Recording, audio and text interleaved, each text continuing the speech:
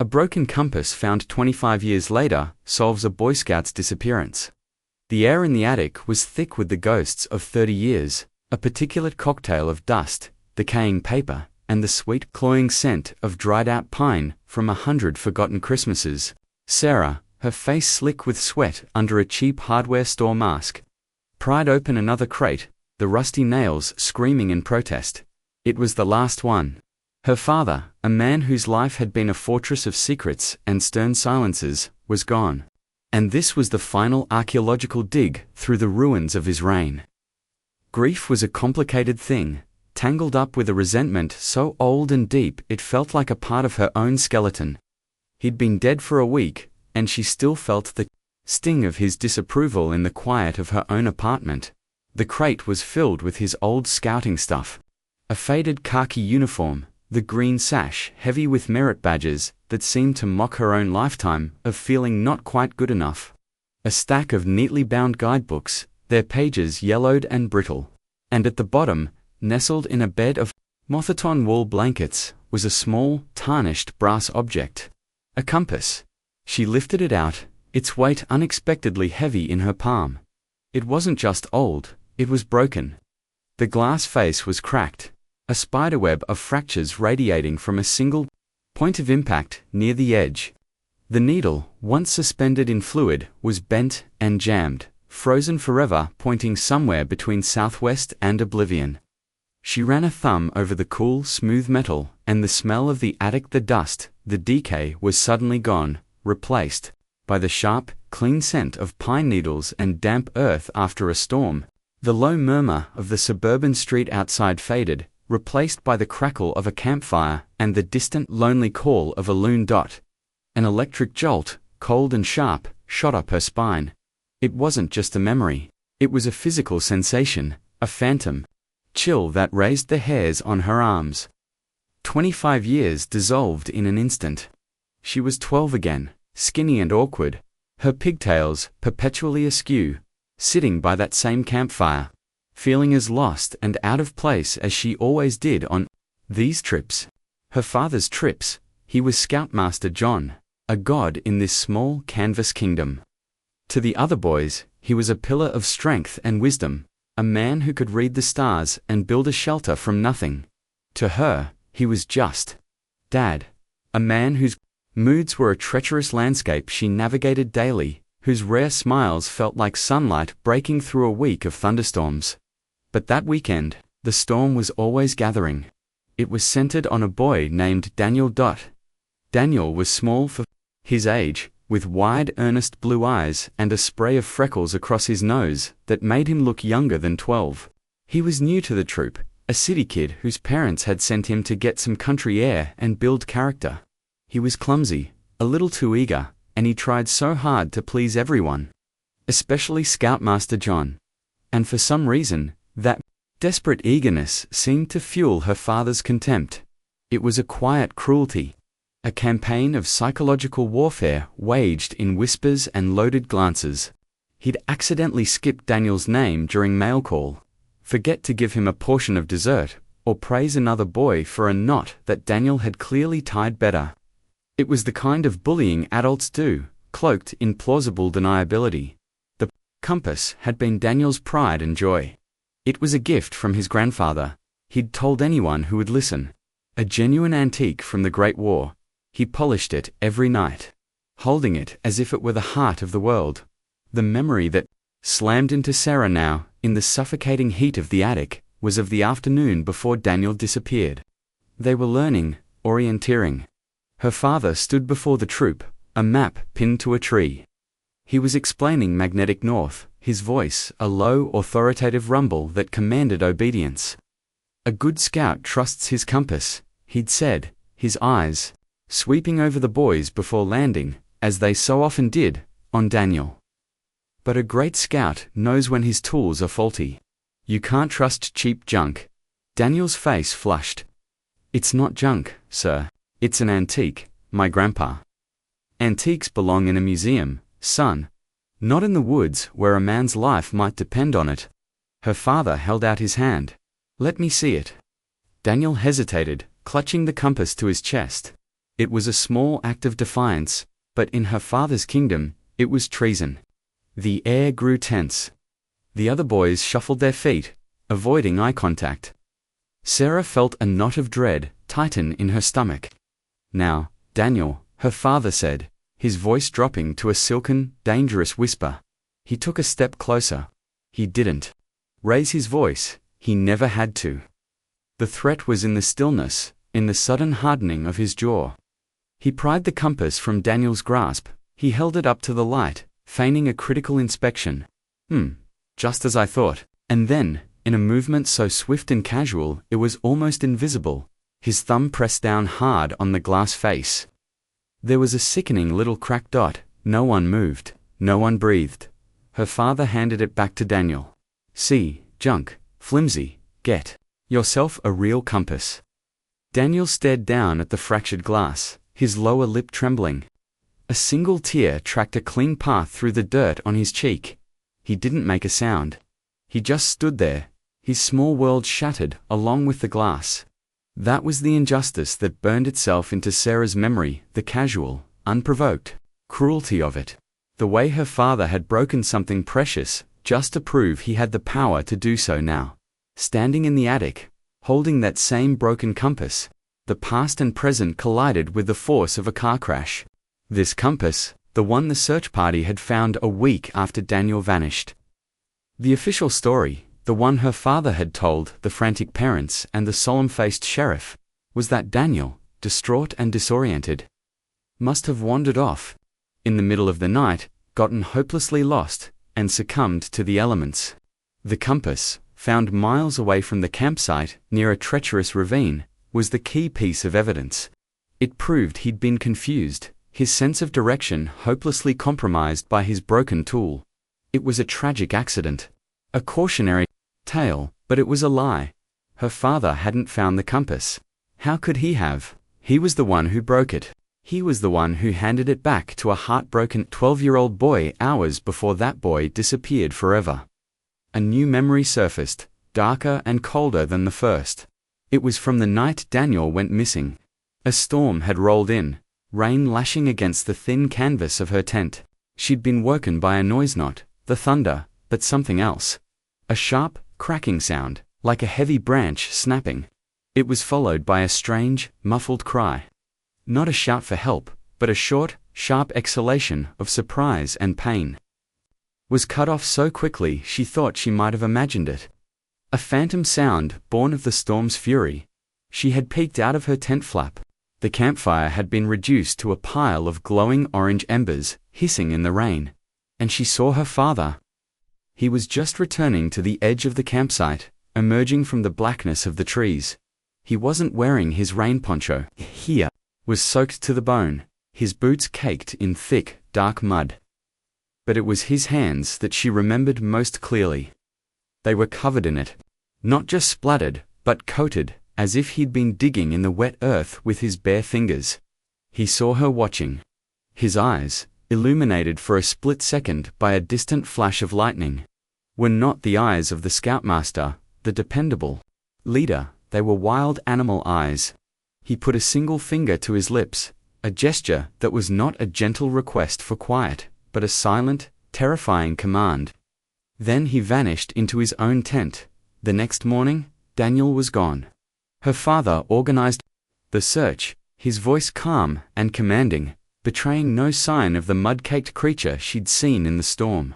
He was the one who comforted the other boys, who told them Daniel was tough, that he'd be okay. He was the one who later, with a somber expression, presented the broken compass to the sheriff. "Found it by the old quarry," he had said, his voice thick with false gravity. Poor kid must have been completely turned around. Standing there in the attic, the cracked compass feeling like a block of ice in her hand. The truth hit Sarah with the force of a physical blow, knocking the wind from her lungs. The muffled cry in the night, the mud, the silent command to stay quiet, the compass. Her father hadn't found it. He planted it. The compass wasn't a clue to how Daniel got lost. It was the centerpiece of a cover-up. It was an alibi, expertly placed, to create a story, to lead everyone away from the truth. And the truth, The horrifying, unthinkable truth that was now screaming in the silence of her mind was that Daniel hadn't just gotten lost. He hadn't been the victim of a tragic accident. He was the victim of her father. The attic walls seemed to close in, the air growing thin and hot. She stumbled back, dropping the compass. It hit the dusty floorboards with a dull, metallic clatter that sounded as loud as a gunshot in the dead quiet house. Her father wasn't just a stern, cold man. He was a monster who had worn the uniform of a hero, who had taught boys about honor and integrity while he buried a secret in the dark, wet earth of the forest. And for 25 years, the proof of his monstrous act had been sitting here, in a box. Just a few feet above the room where she slept as a child, dreaming of a monster who was all too real. The cliffhanger wasn't just in the past, it was here, now, in her hands. The broken compass wasn't just an object, it was a confession, and it pointed not to the southwest, but directly at her father. And at a grave that had been kept secret for a quarter of a century. What was she supposed to do now? The man was dead, but the crime was alive, breathing its foul air into her present, demanding a reckoning. The silence of the house was no longer empty. It was filled with the ghost of a 12-year-old boy, and he was finally asking for help. She sank to the floor. The dust motes dancing in the single beam of light from the attic window, each one a tiny silent witness. The entire foundation of her life had just crumbled into dust, and she was left staring into an abyss. Her father, the man she had spent her life trying to understand, to earn the love of, was a killer. And she, the silent witness, the girl in the tent, had held a piece of the truth all along and had never even known it. The weight of that knowledge was crushing, a physical pressure on her chest. The little boy with the earnest blue eyes deserved justice. His parents, who had faded into heartbroken obscurity, deserved to know. The world, which had accepted the simple, tragic lie, deserved the complicated, monstrous truth. The compass was the key, but it had unlocked a door to a room she wasn't sure she could bear to enter. The question was no longer what had happened to Daniel. The question was what was she, Sarah, daughter of a monster, going to do about it? The compass lay on the floor, its cracked face staring up at her like a blind, accusing eye. The compass felt like it was burning a hole in the floorboards. A cursed relic radiating a cold that had nothing to do with the temperature. Sarah couldn't touch it again. She scrambled backward on her hands and knees, crab-walking away from it until her back hit the rough-hewn timbers of the far wall. Her breath came in ragged, shallow gasps. The attic, moments before, a space of dusty nostalgia, now felt like a tomb, the air thick with the unsaid, the unforgivable. Every object seemed to accuse her. The neatly folded flag from her father's military service. The framed photos of him shaking hands with the mayor after some long-forgotten civic fundraiser. The bronzed baby shoes that belonged to a brother she never knew who had died of a fever before she was born. It was all a lie. A carefully constructed facade to hide the rot at the core of their family. At the core of the man she called father, the victim. Daniel, his face materialized in her mind's eye, no longer a faded photograph from a 25-year-old newspaper clipping, but vivid, alive, painfully real. She remembered the way his hair stuck up in a cowlick at the back of his head, the way he chewed on his thumbnail when he was nervous, which was most of the time. She remembered him showing her a collection of rocks he'd found, each one labeled with its proper geological name in his neat, careful handwriting. He wasn't just a missing boy. He was Daniel Price, and he had loved rocks and his grandfather's compass, and he had wanted so desperately to belong. He was a gentle soul in a world that had no place for him, a world lorded over by her father, a man who saw gentleness as a defect to be stamped out. The antagonist, Scoutmaster John, her father, John Hammond, he had been a man carved from granite, his emotions locked away behind a face that rarely betrayed anything beyond stern disapproval or a detached, clinical sort of satisfaction. He preached self-reliance, discipline, honor. He could field dress a deer, build a fire in a downpour, and navigate by the moss on trees. He was a god of the wilderness. But what was it all for? What was the purpose of that rigid control, that obsession with strength and survival? Now, she saw it not as a virtue, but as a pathology. He hadn't been teaching boys to be men. He had been teaching them to be him. And Daniel, with his soft heart and his junk antique, had failed the test. He had been a flaw in the perfect, disciplined world her father was trying to build, a world where there was no room for weakness. And her father had corrected the flaw. The word echoed in her head, cold and metallic. Corrected, it was the kind of sanitized, procedural word he would have used, and the witness. Her 12-year-old Sarah Hammond, the ghost at the feast. She had always been an observer in her own life, a quiet satellite orbiting the immense gravitational pull of her father. She had seen the casual cruelty, the small humiliations he'd inflicted on Daniel. She had felt the wrongness of it in her gut, a childish, powerless nausea, but she had said nothing. What could she have said? To stand against him was unthinkable, like trying to stop a tidal wave. Her entire childhood had been a masterclass in learning to be invisible, to not make waves, to not draw his attention. Complaining about his treatment of another boy would have been like painting a target on her own back. So she had stayed silent. She had watched him break the compass, and she had watched him return from the woods, caked in mud and secrets. And she had swallowed her fear and her questions, and locked them away in a vault so deep she'd forgotten it existed, until now. The broken compass was the key, and the vault was wide open, its contents spilling out like a toxic flood. She stumbled down the rickety attic ladder, her legs trembling. She needed air. She needed to get out of the house, this museum of lies. In the hallway, she passed the formal living room, a space reserved for important guests and Christmas mornings. On the mantelpiece was a silver-framed photograph. It was the last family portrait they'd ever taken, a few years after the accident. Her father stood behind her and her mother, his hands resting on their shoulders. He was smiling, a rare thin-lipped smile that didn't reach his eyes. Her mother, a woman who had long ago perfected the art of placid denial, had a strained, vacant look on her face. And Sarah, about 15 in the picture, was looking not at the camera, but slightly to the side, her expression unreadable. Looking back at it now, she saw the truth in that photo. She wasn't just looking away from the camera. She was looking away from him. Her mother, Eleanor, was a different kind of victim. She had been a prisoner of John Hammond's world, just as much as Sarah had. A woman of quiet anxieties and unspoken sorrows. She had long ago surrendered to his will, finding a fragile peace in obedience. She managed the house, tended her garden, and pretended not to notice the darkness that radiated from her husband, like cold from a block of ice. After Daniel's disappearance, Eleanor had retreated even further into herself. She developed migraines, spent days in a darkened room. She never spoke of the incident. It was as if mentioning it might cause the carefully constructed walls of her denial to come crashing down. Had she known, or had she simply chosen not to know?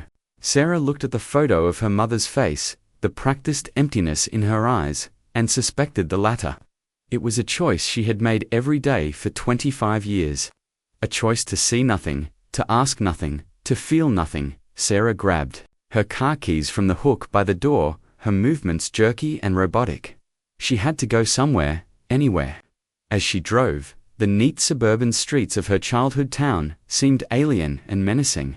Every smiling neighbor watering their lawn, every kid riding a bike, felt like a part of the grand illusion.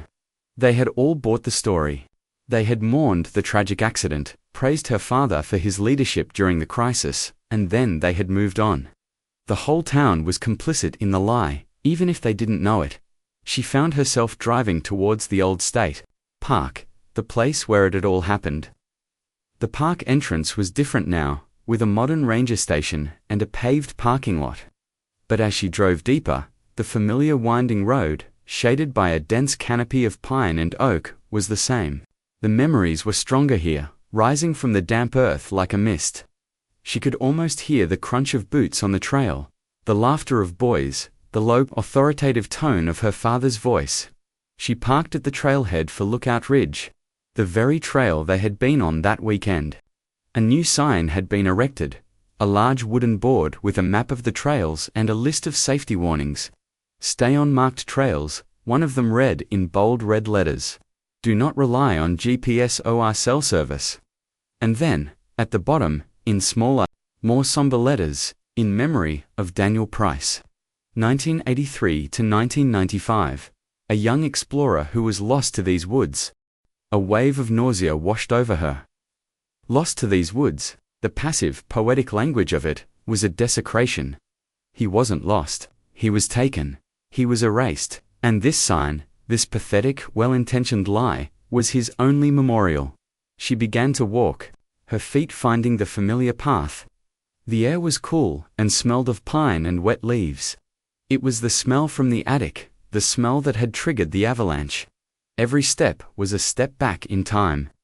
There was the clearing where they had practiced, building shelters. There was the stream where they'd learned to purify water.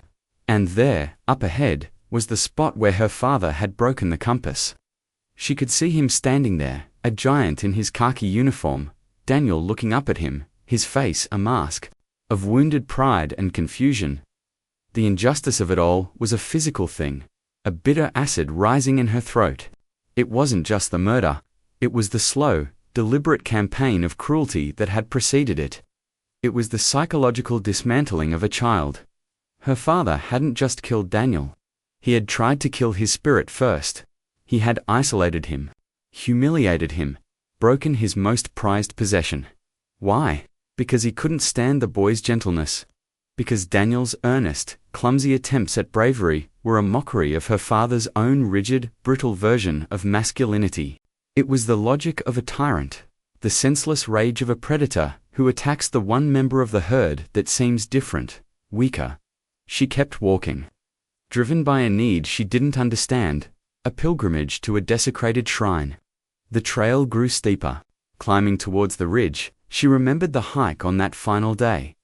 Daniel had been quiet, withdrawn. He kept his head down, lagging behind the other boys. Her father had made a few cutting remarks about his pace. Keep up, Price. The wilderness doesn't wait for stragglers. Sarah had wanted to say something, to walk with him, to offer a word of comfort. But the fear had kept her silent, rooted to the spot a few paces behind her father, in his shadow, where it was always safest. Her complicity felt like a fresh wound.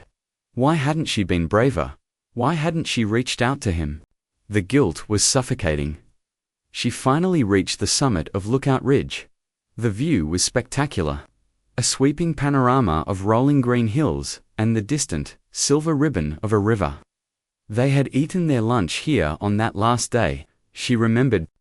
Daniel, sitting by himself on a rock near the edge, staring out at the view, the broken compass lying on the rock beside him. He hadn't eaten his sandwich. A new detail surfaced in her memory, something she hadn't thought of in years. After lunch, as they were packing up, her father had walked over to Daniel. He'd said something to him, his voice too low for her to hear. But she saw Daniel's reaction. He flinched, as if he'd been struck. Then he looked at his compass, then back at her father, his eyes wide with a new kind of fear. It wasn't just hurt anymore, it was terror. Her father then clapped him on the shoulder, a gesture that looked friendly from a distance, but which she now recognized as an act of possession, of intimidation. What had he said? What threat had he whispered to a 12-year-old boy on top of a mountain? The official story was that Daniel had wandered off from the campsite later that night, but the campsite was miles from here. The quarry where the compass was found was in the opposite direction. Nothing added up. The whole narrative, so carefully constructed by her father, was a house of cards, and she was standing in the middle of the wreckage. She looked down from the ridge at the dense, unforgiving wilderness below. Somewhere down there, under 25 years of fallen leaves and silence, was a boy who loved rocks. He was not lost to these woods. He was in them. And as the sun began to dip below the horizon, casting long dark shadows across the valley, Sarah knew that her journey was just beginning. Finding the compass was not the end of the story. It was the beginning of a hunt for a grave, a hunt for the full truth. and a hunt for a way to live with the knowledge that the man she had called father was a monster. The boy she had failed to protect was his victim, and she was the only one left who could finally, after a quarter of a century of silence, speak. For the dead, the days that followed were a blur of muted horror. Sarah moved through her life like a ghost, the world draped in a grey sound-dampening fog. At work, her colleagues' chatter about deadlines and weekend plans seemed like a broadcast from a different, impossibly trivial planet. She'd stare at her computer screen, the words blurring into meaningless shapes, her mind replaying the scene in the attic, the feel of the cold brass, the sound of the muffled cry in the rain. The lie was a living thing now, a parasite that had been dormant inside her for 25 years. Now awake and feeding on her. She started small, tentatively pulling at the threads of the past. She called her mother. "Mum," she said, her voice strained, "I was cleaning out the attic.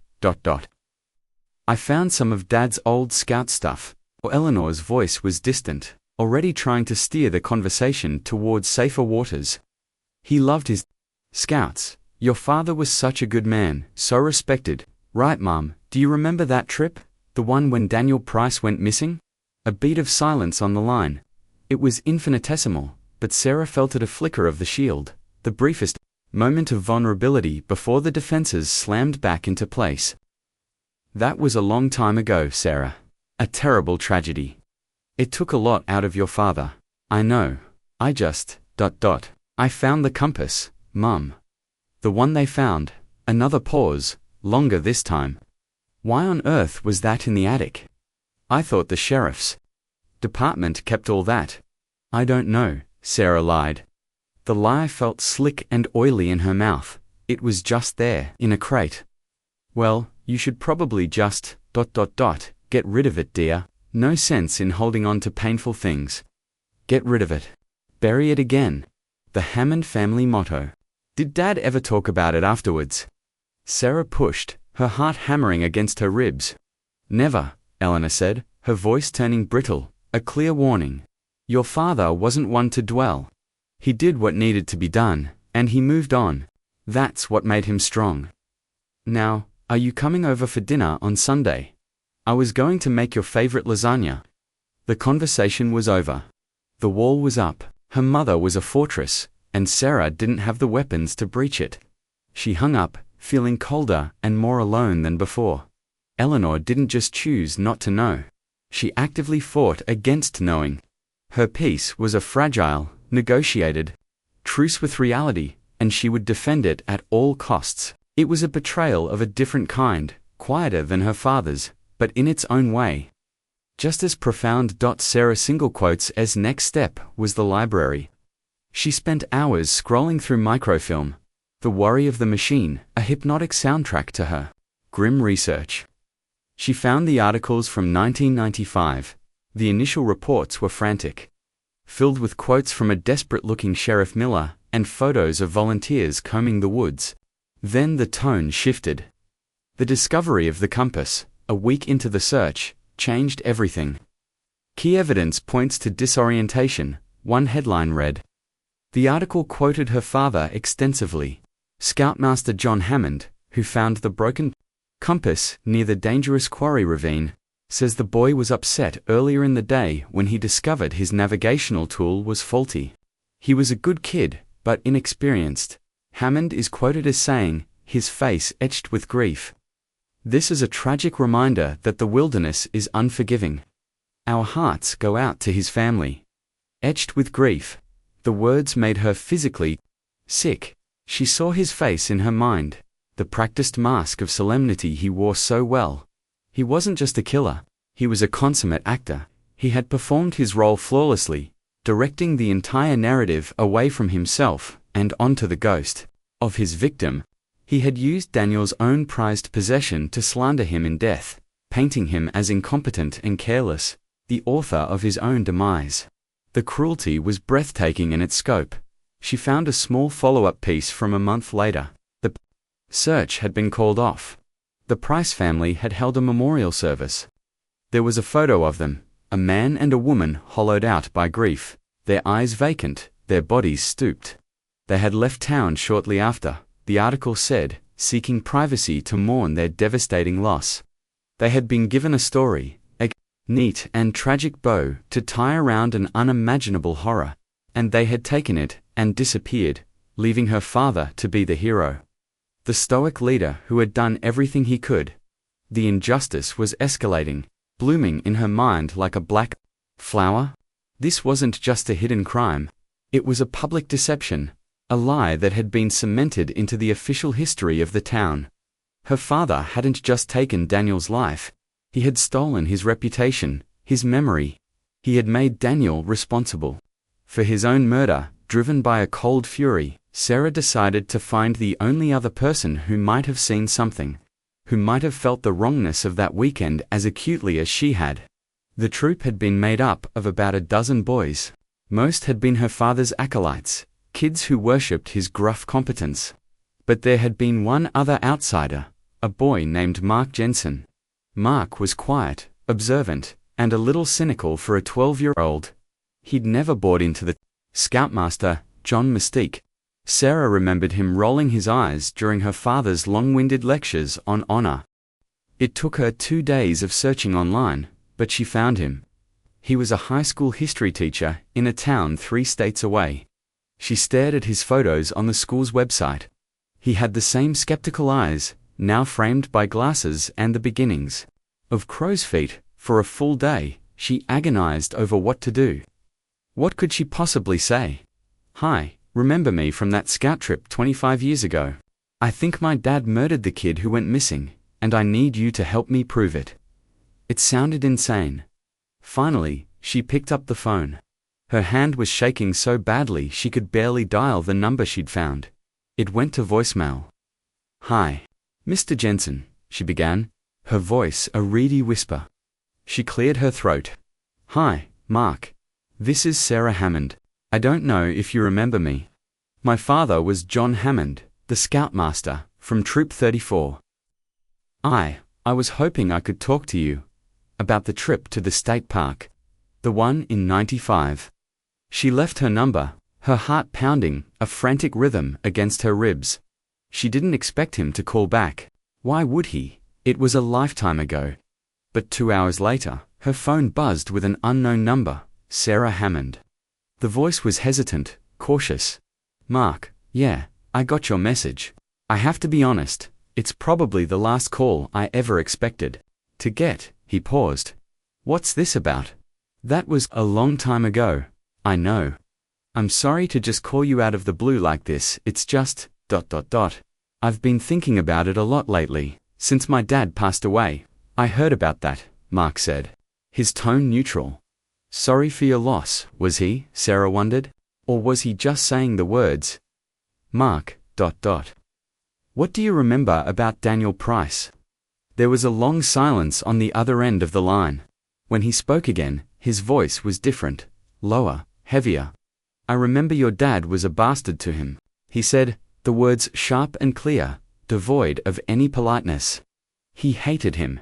I never understood why. It was like he just... decided to destroy him for sport." The validation was so powerful, so immediate, it almost brought Sarah to her knees. She wasn't crazy, she hadn't imagined it. Someone else saw it too. "Yes," she breathed.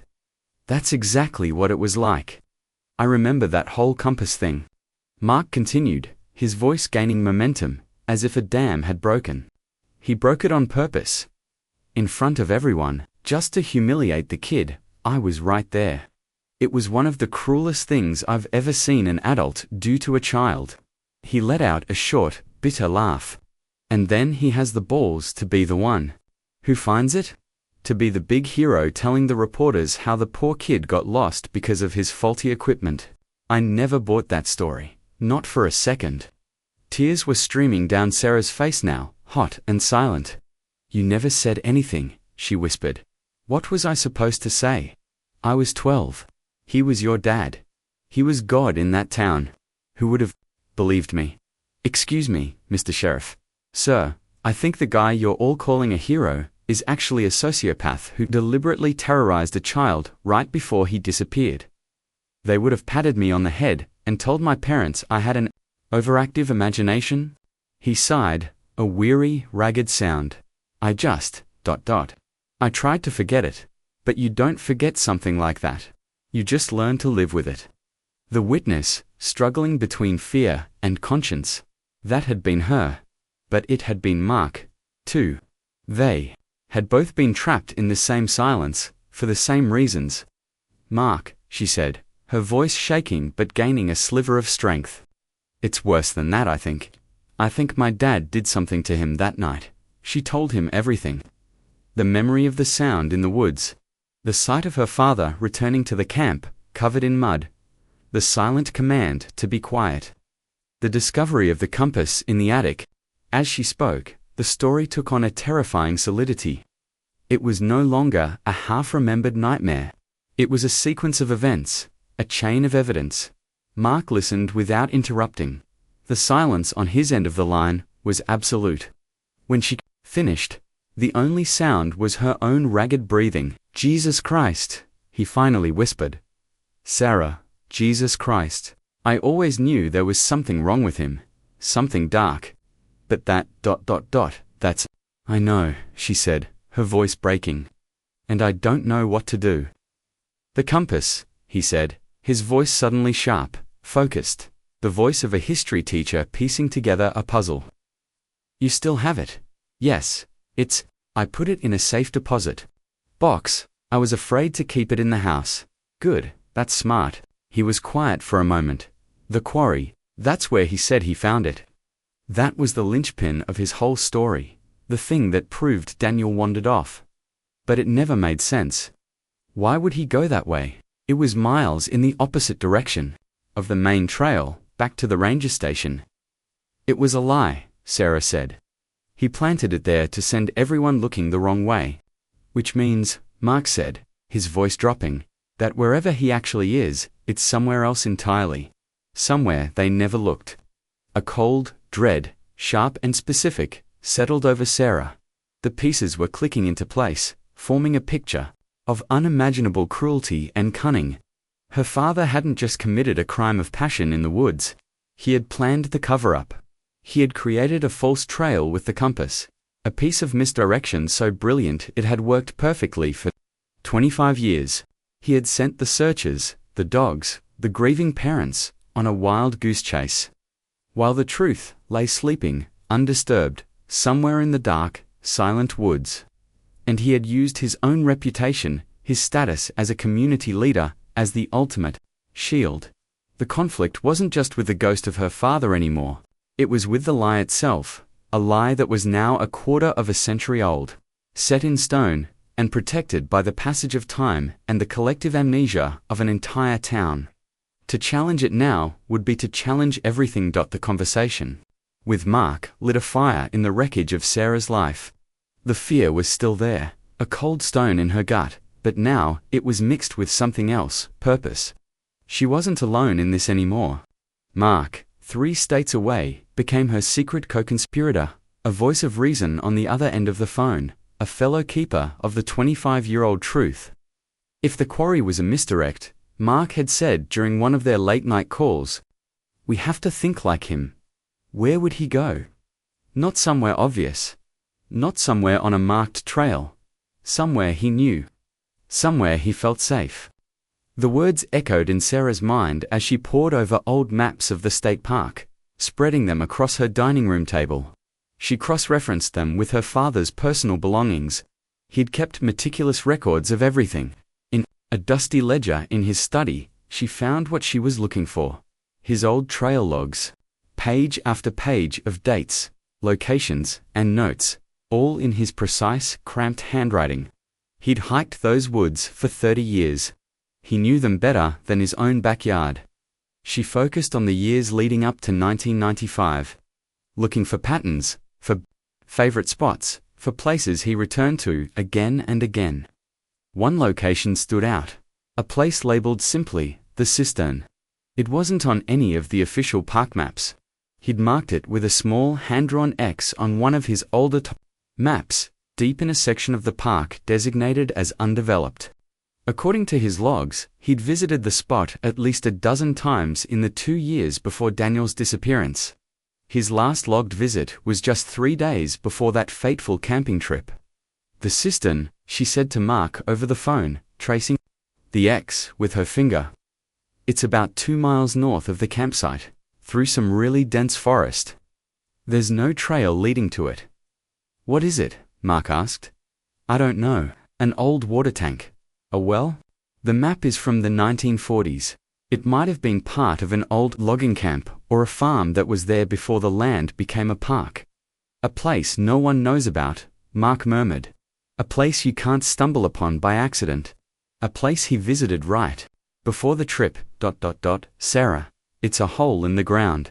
It's a perfect place to hide something." The implication hung in the air between them, heavy and cold. The next weekend, Sarah went back to the park. She didn't tell her mother where she was going. She just packed a bag with water, a GPS device, a powerful flashlight, and a small shovel. The lie she told herself was that she was just looking, just confirming. But as she bought the shovel, the cold steel heavy in her hands, she knew she was preparing for something more. Getting to the location was brutal. She had to push her way through thick undergrowth, thorns tearing at her clothes and skin. The forest was dense and dark, the sunlight struggling to pierce the thick canopy of leaves. It was exactly the kind of place no one would ever go by choice. After 2 hours of exhausting hiking, her GPS told her she was close. And then she saw it. It wasn't a building or a tank, as she had imagined. It was a circular stone structure, about 15 feet in diameter, rising only about 3 feet from the forest floor. It was covered in moss and vines, almost perfectly camouflaged. It was an old hand-dug cistern, a relic from another time. In the center was a heavy slate capstone. Her heart was a frantic drum against her ribs. She knelt down, her hands shaking, and began to pull at the vines, clearing the edges of the capstone. It was immensely heavy. She found a sturdy, fallen branch to use as a lever. Grunting with effort, her muscles screaming, she wedged the branch into a crack and pushed with all her weight. For a moment, nothing happened. Then, with a deep, groaning scrape of stone on stone, the capstone shifted.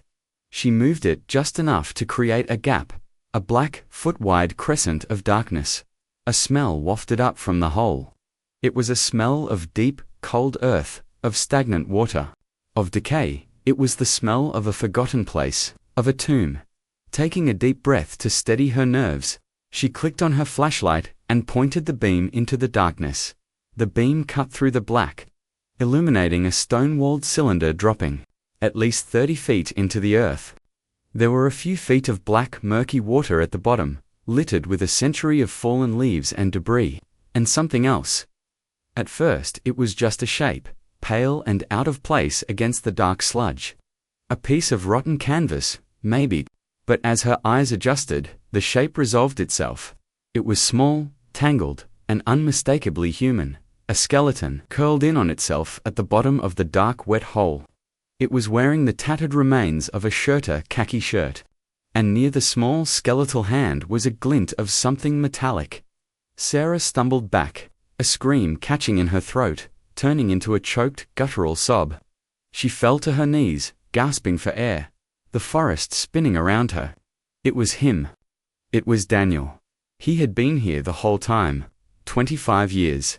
Lying in the dark, 30 feet below the world, while everyone looked for him in the wrong place, her father's cruelty was a masterpiece of evil. He hadn't just killed him and hidden him, he'd thrown him away, discarded him in a forgotten hole, like a piece of trash. He had left him to rot in the dark, ensuring he would never be found, never be mourned, never have a grave. The grief and the rage were a physical storm inside her. She wanted to scream until her lungs bled. She wanted to claw at the earth. She wanted her father to be alive again, just for a moment, so she could show him this. So she could make him look. After a long time, the storm inside her subsided, leaving behind a cold, hard clarity. She couldn't leave him here. She couldn't let her father have the final word. She took out her phone. The signal was weak. Just One flickering bar, but it was enough. She didn't call 911, not yet. The official channels had failed Daniel once before. They had listened to her father, the respected scoutmaster. Who would they listen to now? The hysterical daughter, making a wild accusation against a dead man. They would take over, sanitize the scene, and the core of the story, the deliberate, sadistic evil of it, might be lost in the bureaucratic process. The injustice wasn't just the death, it was the lie. And that lie needed to be exposed as publicly and brutally as possible. She called the only person she could trust. "Mark," she said, her voice a raw whisper. "I found him. I found him." She didn't need to say anything else. She heard his sharp intake of breath. "Are you safe? Where are you?" "At the cistern." "He's here. He's been here the whole time." She began to sob again, deep body-racking sobs. Mark, what he did, it was so much worse than we imagined. "Okay, Sarah, okay. Listen to me." Mark's voice was firm, pulling her back from the edge. "Don't touch anything else. Take photos, take video, document everything. The capstone, the cistern, the location on the GPS, everything. Then get out of there, go straight home, and lock your doors. We're not just dealing with a cold case anymore. We're exposing a monster. And people who protect monsters can be dangerous." The warning jolted her. Her father had been a respected man. He had friends, people who owed him favors, people who had believed his story for 25 years and might not want to see it undone. Her mother, in her own way, would fight to protect his memory, to preserve her own fragile peace. The plot was twisting, spiraling outward from a personal horror into something much larger and more dangerous. Sarah did as he said. With trembling hands, she used her phone to record it all, the shaky beam of her flashlight, her only guide. She documented the coordinates, the path she had taken, the cistern itself. And finally, the small, broken body lying in the dark water below. It felt like a desecration, but she knew it was necessary. This was the evidence that would destroy the lie. This was the proof that would give Daniel his name back. As she pushed the heavy capstone back into place, sealing the tomb once more, she made a silent promise to the boy in the well. "I won't leave you here. I will get you out. I will tell them what he did." The act of covering the cistern again felt like a declaration of war. The first battle had been won. The secret was hers now. But the war against her father's legacy, against the comfortable lie the world had accepted, was just about to begin. And it would be fought, not with shovels and flashlights, but with a truth so explosive, it threatened to shatter everything it touched. The digital footage on her laptop was the most horrific home movie ever made. The shaky, low-light video of the cistern's interior played on a loop in Sarah's mind, a grainy ghost haunting her waking hours. Daniel, not an abstract victim anymore, but a tangible, terrible reality. The raw, unedited proof sat on her hard drive, a ticking time bomb. The question was no longer about finding the truth. It was about how to detonate it. Mark was her strategist. "We can't just go to the cops, Sarah," he'd insisted over their encrypted video calls. "Not the local guys, anyway. Your father was John Hammond. He was practically a saint in that town. The sheriff he dealt with, Miller, is probably retired. But his replacement was likely his protege. They'll want to control this. They'll want to bury it quietly to avoid a scandal that makes their department look incompetent for missing it. For 25 years. They'll call it a review of a tragic accident. Daniel deserves more than that. Your father deserves to be exposed for the monster he was, not just have his legacy quietly reassessed." He was right.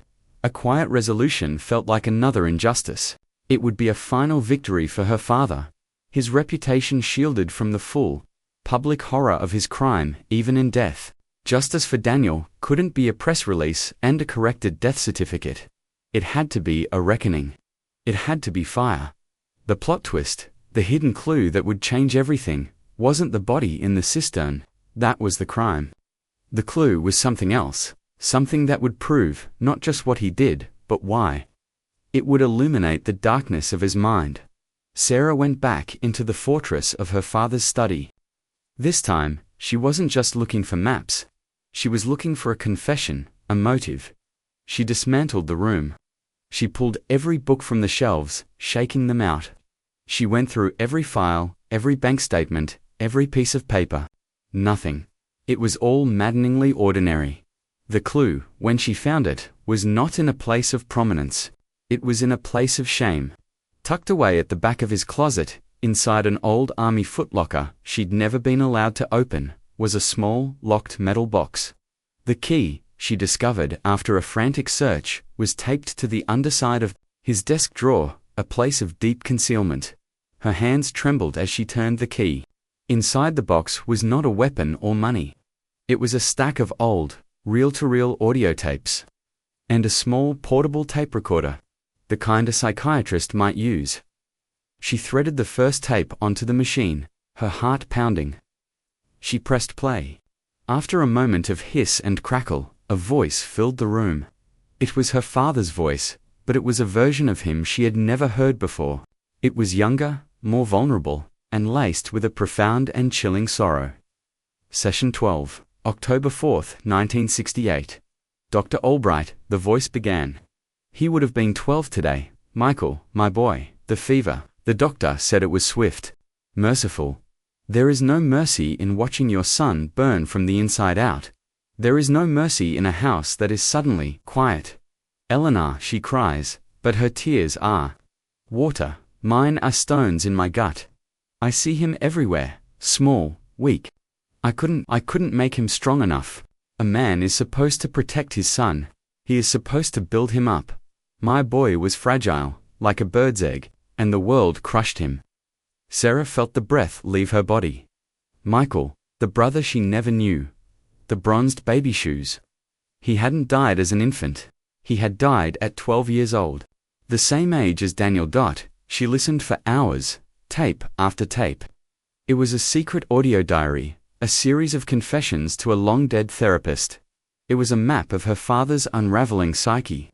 After Michael's death, he had quit therapy, but he had kept talking to the tapes.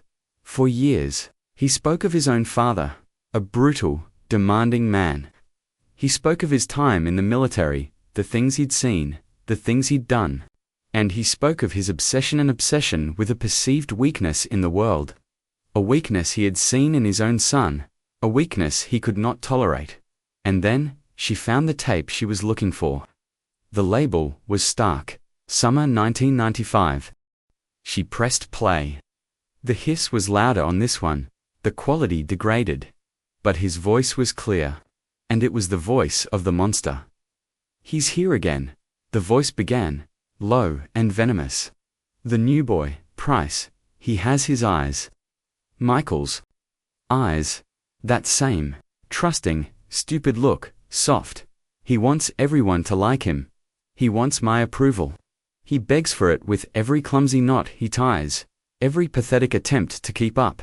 It's like the universe is mocking me, sending me a ghost. A weak sniveling ghost, to remind me of my failure. The tape went on. He chronicled his campaign of quiet terror against Daniel, his voice filled with a chilling, clinical satisfaction. He described breaking the compass, savoring the look of crushed spirit in Daniel's eyes. It's a sickness, he rasped on. The tape, this weakness, it spreads. If I had been harder on Michael, if I had forced the fragility out of him, would he have been strong enough to fight the fever? This new boy, he is a test, a chance to do what I couldn't do before. To correct a flaw in the design, you don't fix weakness, you cauterize it. You cut it out before it can infect anything else.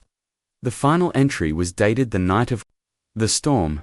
The sound of the rain was audible in the background, a faint hissing against the window of his tent. I told him to meet me by the old deadfall, told him I had something for him, a replacement for his broken toy. He came, eager, stupid. I asked him why he couldn't be stronger, why he insisted on being a disappointment. He started to cry. The same weak tears. It was like looking at Michael in that hospital bed all over again. I couldn't stand it. It had to stop. There was a long pause on the tape, filled only with the sound of the rain and his own heavy breathing. The branch was heavy. He didn't see it. He was looking at the ground, crying. It was swift. Like the doctor said, merciful. I took him to the cistern, a place for forgotten things. No one will ever find him. I left the compass by the quarry. They will find that. They will believe the story. The world is better off, stronger. I have finally corrected the flaw. The tape ended. Sarah sat in the total profound silence of the study. The machine's gentle worry, the only sound. It was all there. The motive, the premeditation, the confession, a full detailed account of the murder and the cover-up in the killer's own voice.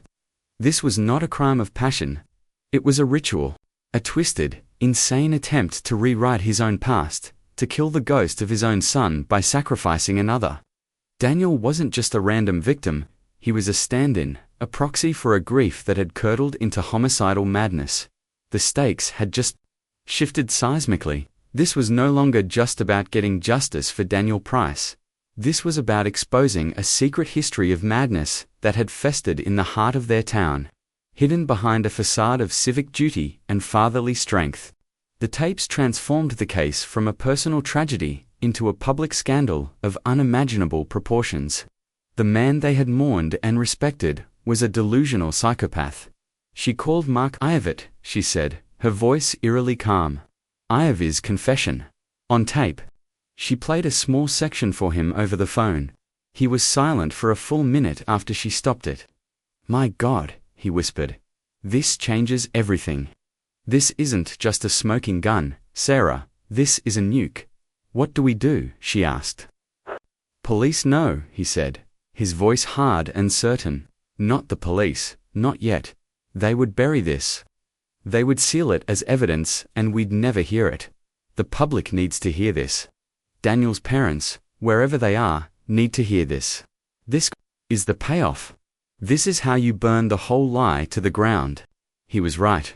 A courtroom would be too controlled. The narrative could be twisted by lawyers. Her father's reputation, even in death, would be defended by people who couldn't stomach the truth. The cinematic payoff this story demanded couldn't happen in a sterile legal environment. It had to be bigger, louder, more visceral. There's a town hall meeting next week, Sarah said, an idea beginning to form, cold and terrifying and perfect. They're dedicating a new wing of the library. They're going to unveil a new plaque for the town's most distinguished citizens. My father's name is on it. Mark was silent for a moment. Then he let out a low whistle. Oh, that's beautiful, he said, a note of dark awe in his voice. That's poetic. The whole town will be there, the mayor, the press, the old guard who worshipped him. I'll need a sound system, Sarah said, her voice devoid of emotion. And an amplifier. The plan was insane. It was dangerous. It would shatter her family, her town, and her own life into a million pieces. But as she looked at the tape, the recorded voice of a monster sitting silently on its spool, she knew it was the only way. The truth wasn't a key to unlock a door, it was a bomb, and she was about to walk into the middle of a crowded room and light the fuse. The week leading up to the town hall meeting was a study in controlled terror. Sarah felt like she was walking on a high wire, the reel of tape in her bag, a weight that threatened to pull her down at any moment. She ate little, slept less. She practiced what she would do, what she would say, over and over in her head until the words lost all meaning. She secured a small but powerful portable speaker and a microphone, hiding them in her car. This was her weapon. This was her bomb. On the night of the dedication, the library was packed. The air was thick with the scent of cheap perfume and catered food. The town's elite were all there, the mayor in his ill-fitting suit, the chief of police, a man who had been a deputy under Sheriff Miller, local business owners, and all. The ancient friends of her father, who still saw him as a paragon of virtue. And in the front row, looking frail and lost, was her mother, Eleanor, dressed in her Sunday best, ready to accept the posthumous honor on her husband's behalf. Seeing her there sent a pang of something through Sarah, pity, maybe, or a final, fleeting vestige of daughterly love, but it was drowned out by the cold, hard resolve that had taken its place. Sarah slipped into the back of the room, unnoticed. She stood near the wall, her bag clutched in her hands. She watched the proceedings with a detached, clinical eye. The mayor droned on about civic duty and community. Speaker after speaker extolled the virtues of the men and women being honored. Finally, they came to her father. "And now," the mayor said, his voice swelling with false sincerity, "we honor a man who was a true pillar of this community. A leader, a mentor, a hero, a man whose calm guidance saw us through one of our darkest tragedies. I speak, of course, of Scoutmaster John Hammond." A wave of polite, reverent applause filled the room. The mayor beckoned to her mother. Eleanor rose slowly, clutching her small purse, and walked to the podium to receive the commemorative plaque. This was it. This was the moment. Sarah moved from the back of the room, her footsteps unnaturally loud in the sudden hush. She walked not to the podium, but to a small table near the side where the event's audio-visual equipment was set up. Before the technician, a startled-looking teenager, could react, she unplugged his laptop's audio cable and plugged in her own speaker. She switched it on. A faint hum filled the air. Every eye in the room was on her. The mayor paused, his hand outstretched with the plaque. Her mother stared at her, her face a mask of confusion and dawning horror. "I have something I think you should all hear," Sarah said, her voice shaking but clear through the microphone she now held. "You're here to honor John Hammond. I think it's time you all knew the real John Hammond, the man behind the mask, the man who wrote his own story." She placed the microphone next to the speaker of the old tape recorder and pressed play. The hiss and crackle filled the room, a jarring analog sound in the sterile digital age, and then his voice.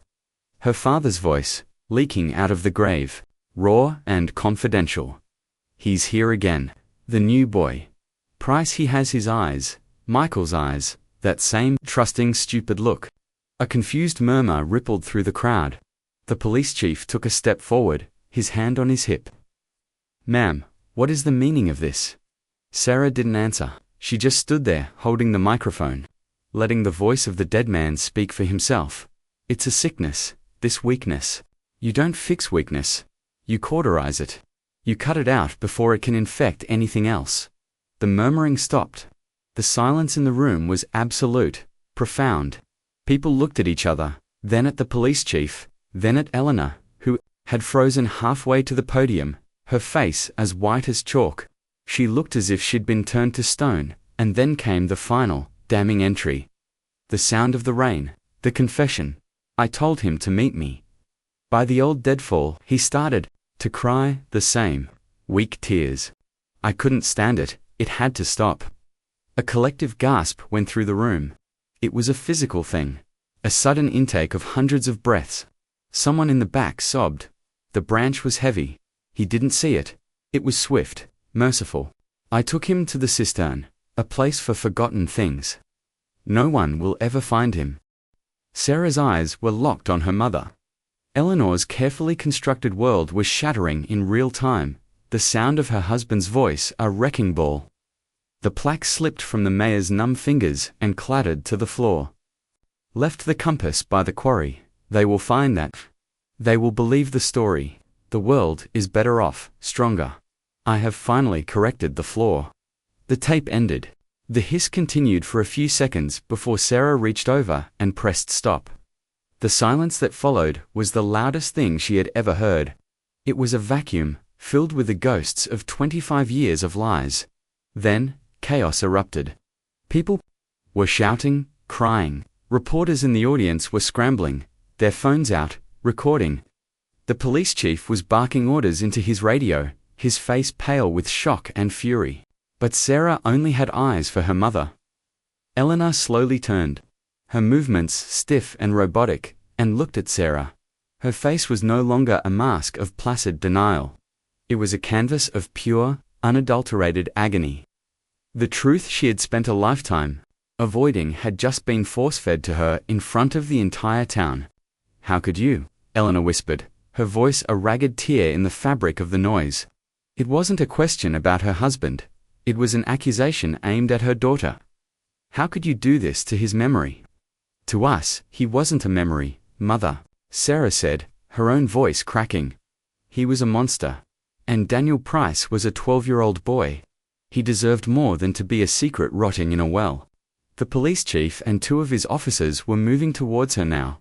Miss Hammond, he said, his voice tight with authority.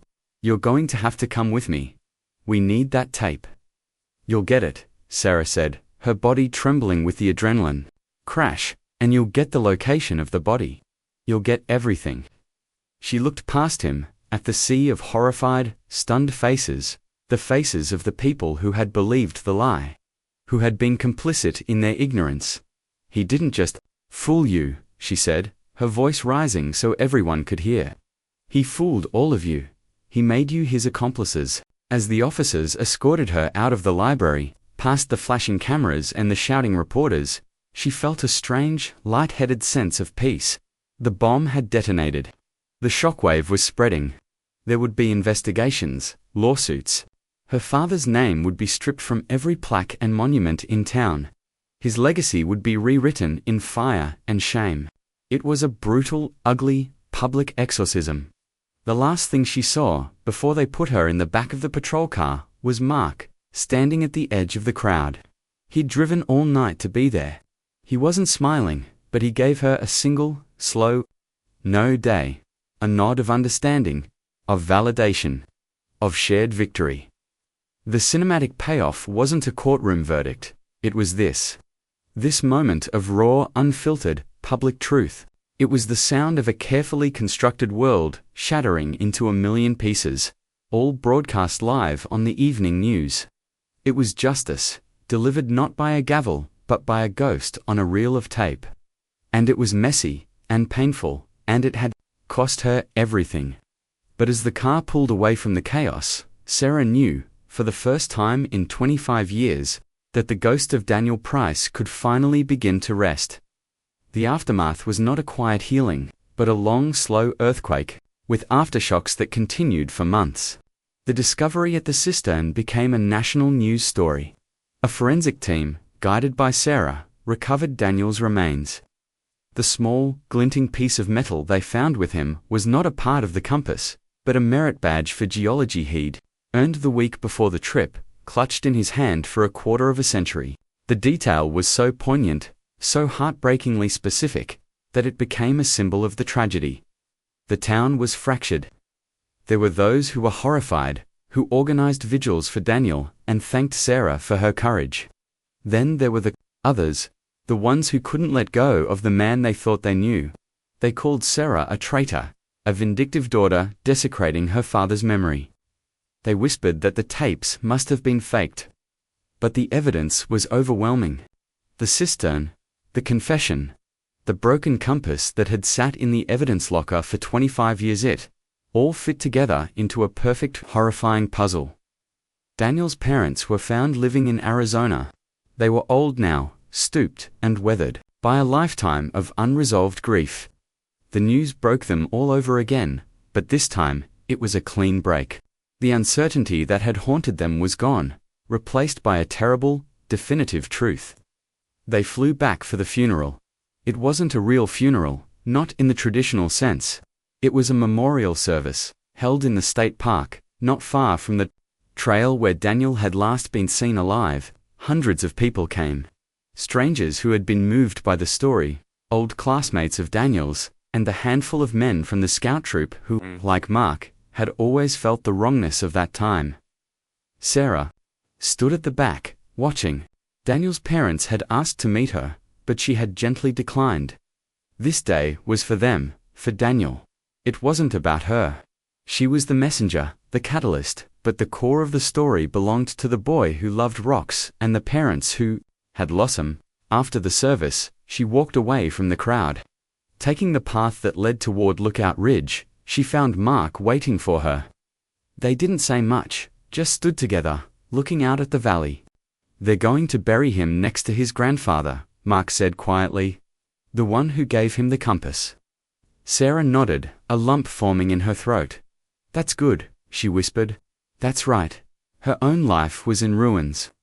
Her mother had refused to see or speak to her since that night at the library. She'd sold the house and moved in with a sister in another state, choosing to live out her days in a fortress of willful denial, clinging to the ghost of the husband she had chosen over the truth. Sarah had quit her job, unable to face the mixture of pity and morbid curiosity in her colleagues' eyes. She was infamous now, the daughter of the monster. "What will you do now?" Mark asked. "I don't know," she said, and it was the honest truth. "I feel like I've been holding my breath for 25 years, and I just exhaled. There's nothing left." "That's not true," he said, turning to look at her. "You gave him his name back, Sarah. You gave them the truth. You paid a hell of a price for it, but you did the right thing. That's not nothing, that's everything."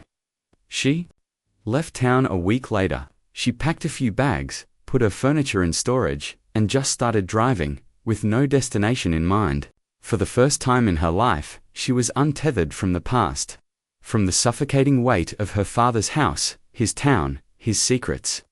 It was a terrifying freedom. Months turned into a year. She ended up in a small coastal town in Oregon, a place where no one knew her name. She got a simple job at a bookstore. She walked on the beach, listened to the waves, and slowly, piece by piece, began to build a new life, one that was entirely her own. One afternoon, a package arrived for her at the bookstore. It was postmarked from Arizona. Inside was a small, velvet-lined box.